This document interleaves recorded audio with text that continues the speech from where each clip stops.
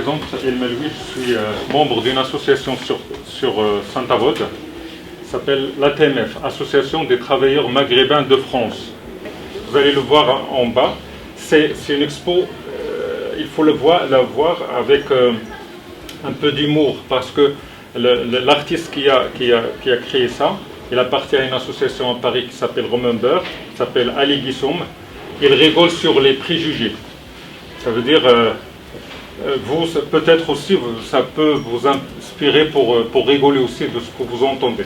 Déjà le titre, Attention travail d'arabe, montre comment le travail d'arabe dans le Moyen-Âge, il était symbole d'efficacité, symbole de technicité. Ça veut dire, ce sont les artistes, ça veut dire quand ils construisent quelque chose, quand ils créent quelque chose, c'était parfait. Mais avec les préjugés, avec tout ce qui s'est passé dans l'histoire, on a transformé le mot travail d'arabe, cette phrase, pour dénigrer les Arabes, pour dire que c'est un travail qui n'est pas bien fait, qui est un travail bâclé, etc. Vous voyez comment les préjugés peuvent changer une réalité, peuvent changer une vérité.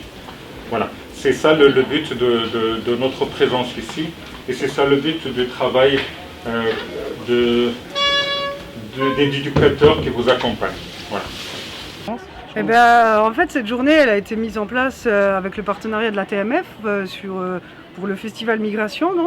Donc, on intervient dans le collège dans le but de faire prendre conscience un peu aux jeunes ce que ça peut être une discrimination, du racisme, de l'homophobie, parce qu'on se rend compte que les jeunes, ils ne savent pas forcément quand ils portent des préjugés sur les autres ou quand ils vont leur dire des choses qui sont dans du racisme ou de la discrimination. Voilà. Notre objectif à nous, c'est effectivement, comme Émilie le disait, c'est de souligner aux jeunes qu'on peut être tous discriminants. Et à travers une exposition qu'on a choisie justement avec la TMF, le travail d'arabe, on va utiliser donc ce support-là pour pouvoir nous permettre de travailler avec eux et de les sensibiliser à la discrimination dans toutes ses formes. La pancarte là où il y avait le Scrabble. Ouais, le Scrabble. Ouais. Celle-ci. Est-ce que tu peux expliquer ce qu'elle représentait quoi pour les autres, parce que peut-être qu'il y en a qui sont rappelés plus. Bah, ça représente que par exemple, quand il y a un terrorisme ou un meurtre, on dit tout le temps que c'est les Arabes. Mais le jeu de mots avec les Scrabble. Je me rappelle plus très bien. Ah, tu t'en rappelles plus très bien. Donc il y avait amalgame, musulman, islamiste et terroriste.